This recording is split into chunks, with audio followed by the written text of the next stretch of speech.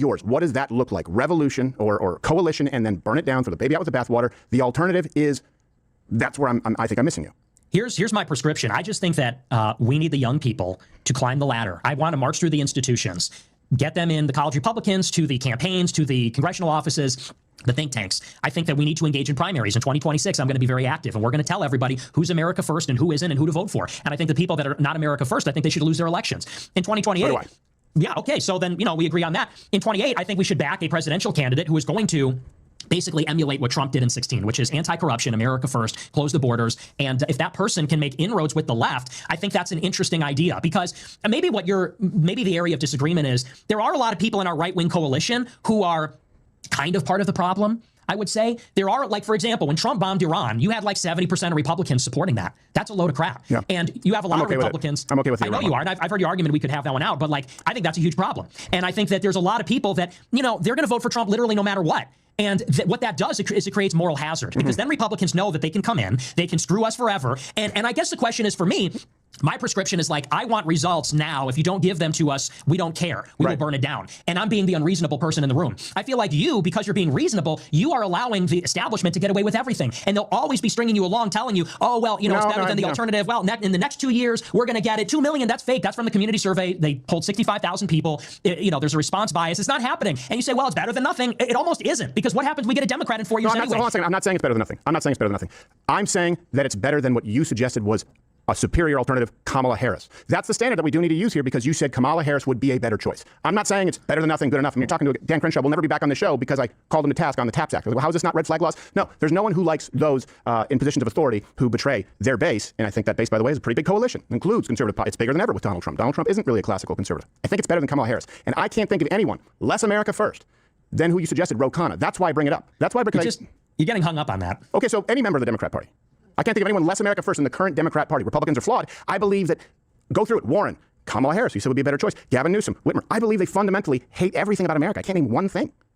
I'm not talking about him specifically. And like I said, I'm not even talking about Thomas Massie. I'm using them as an example, as a model. Well, as a model, because as sort of a proof of concept, because you have a Republican and a Democrat who, by the way, I don't even agree with them on most things. Like, I criticize Thomas Massie a lot, but it's an example of bipartisanship on a populist issue, an anti-elite issue that everybody supports. And who is against it? The Republican establishment, Trump, Johnson. And I'm saying that's an example of cooperation where the right can maybe lean into these issues that, maybe they're nonpartisan issues, and rally everybody against the establishment in their own party. And it's just, to me, that's always the disconnect, is you want to talk about Kamala Harris and Ro Khanna. And I'm saying, let's imagine a different scenario. No, I don't want to talk about them. You brought them up. And repeatedly so. You brought them up. I brought up you. Come on, let's be fair. I disagree with you. I understand your approach, though, too. I understand your approach because I feel that way, like I said, about the conservative guard in media. In other words, we'd be pretty much on the same page. Anyone in conservative media, and we've seen it where they are gay. Okay.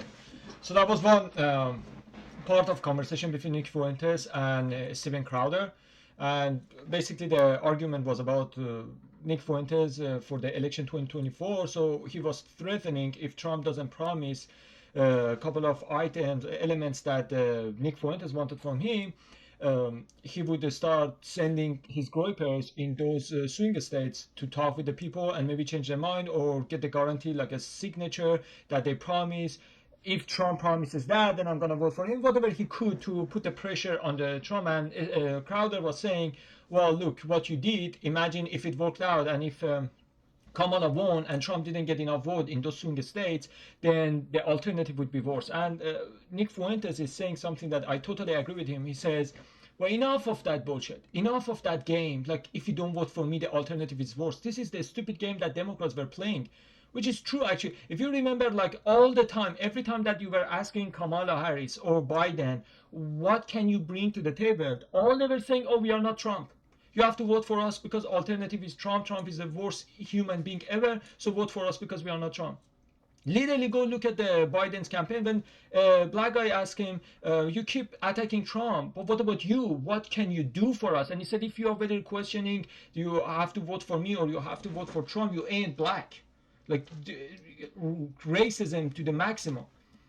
This is exactly what we are doing here. Instead of just solving the problem, coming up with a reasonable solution, all we are doing, oh, Democrats gonna make everything worse as long as we are not Democrats. These are stupid kids. Listen, one of the things that I hate about Republican Party, even though I am Republican and conservative, but they have nothing to do with conservatism. And first of all, what are you conserving? You have given up all your, just look at those people who go to have conversation in Republican Party. It is just a circus right now. So many people that have nothing to do with conservatism, they go talk with people about conservative values. And also Republican Party, like the whole point of Republican Party was we are common sense people, the party of common sense. We're gonna get things done. Everybody gonna be happy. But now they are so dumb that they are using the same tactic as left was using while it is already expired. So it's not, they are like cheating, they are plagiarizing over the expired strategy that Democrats are not going to even use that anymore. Democrats are not using the, as long as we are not Trump anymore, because they know that it's not going to work out anymore. And now the Republicans are using the tactic that even Democrats are not using, which is very sad, and it shows how dumb they are. Like Mike Johnson. What is like if you put a Mike Johnson and a statue or piece of wood, the result would be the same in the Congress, because nothing would change. Like, what is the point of existence of Mike Johnson in Congress? Literally, I'm asking, what has he done for Republican people, for those people who put him into majority? So what Crowder is saying is very dumb and very lazy and very old, expired tactic that Democrats were using. Oh, let's not ruin the coalition, because in midterm, if we lose it, so for 2 years, Democrats going to give us help. So let's unpack that for a moment. Let's say it happened. Like, we kept the coalition healthy, intact, and we got elected. Like, we kept the majority in the Congress and Senate for the midterm. So what's going to happen? What's going to change? Actually, nothing going to change. We're going to keep the majority in Supreme Court. We're going to have the White House, we're going to have the Senate, and we're going to have the Congress, right? In ideal situation after midterm. We already have that situation. We are already there. So whatever the F you're gonna do after the midterm, do it right now. So it is not like, oh, right now we cannot because we don't have the majority in the Congress, so none of the bills goes to the floor and gets passed because Democrats have the majority. You already have everything. Right now, any bills goes there. Only Republicans vote for it, and it goes to the Senate, and Senate just vote for it because, again, also it is held by majority Republicans, and it goes to the White House. White House, Trump, Republican. It's just gonna be signed, and also majority of we have the majority in the Supreme Court, so that would be no problem. Easy, cakewalk. Whatever you're gonna do after the midterm, that you won't be able to do that if Democrats take over the majority. So always stop us, slow us down, not let us pass anything. Always. Whatever you're gonna do after midterm, do it right now. It's still, like, just look how stupid it is that Crowder is saying in 1 year. It's going to be midterm next year, 2026 November. It's going to be midterm. From now on, don't criticize, don't say anything, don't keep the government accountable for the promises they gave for the campaign, election campaign. Don't say anything. So we pass the midterm. First of all, it's going to be 1 year, quarter of Trump's administration is left from now on to the midterm. 1 year, quarter of the administration. So for 1 year, we let everything get ruined and say nothing. Why? To keep the majority. Why? We already have the majority. So whatever those good things that is waiting for us after the midterm, why can't we do them right now? So that's very stupid and very dumb and very unproductive to say, don't say anything because things gonna get worse. Can it get worse? Like right now we have the majority. Nothing is getting passed to help American people. So does it matter Democrats are behind screwing people, American people, or Republicans? So right now, basically what Crowder is saying, let us Republicans screw people. If you don't vote for us, then the group, the party that's going to screw people won't be us. It would be Democrats. Is it even a choice? Like, is it really like options that you are giving me? Instead of me scamming you, let somebody else scam you. Don't let this group of people scam you, rob you, let me rob you. Like, the problem is, if you don't let me break into your house and steal your items, your TV, your PlayStation, then somebody else got. Is it the conversation that we have really? So if you're really worried about the people show up to vote for the Republicans in the midterm, all you have to do, just make people happy to say, oh, my vote mattered. I voted for this stuff and I got them. So now Trump is saying, if you're gonna see continuous of this administration, keep seeing promises being delivered. So show up in the midterm, go to vote and vote for me. So let us keep the majority, so we can keep doing what we have been doing. But what this administration has been doing has been disaster. Nobody likes that. Nobody voted for that. Then why should I even care who's gonna have the majority if both of them gonna screw us up? So for that reason, I think it's very dumb. And actually, Nick Fuentes is very happy. I said, like, listen, I'm not your servant. Like, we the people, we are the pawns for this establishment. Like, they're gonna fight with it, just like Zelensky and Putin. They're not gonna fight each other. The people are gonna fight each other. They're gonna kill each other. So Zelensky can brag about, like, oh, how strong they are. Putin can brag about, like, how strong they are. They're gonna take more territory, more than 25% of Ukraine. And Zelensky gonna brag about, oh, I have whole NATO behind me. We are resisting. We're gonna stay. On cost of who? The people who want have nothing to do with the war to die. Just like in here. I mean, do I really care if it is a president from Democratic Party or Republican Party to make the cost of living lower? Like, should I really, even as an American, as a nationalist American, should I really care about the reason that gas is the cheap is Biden or Trump?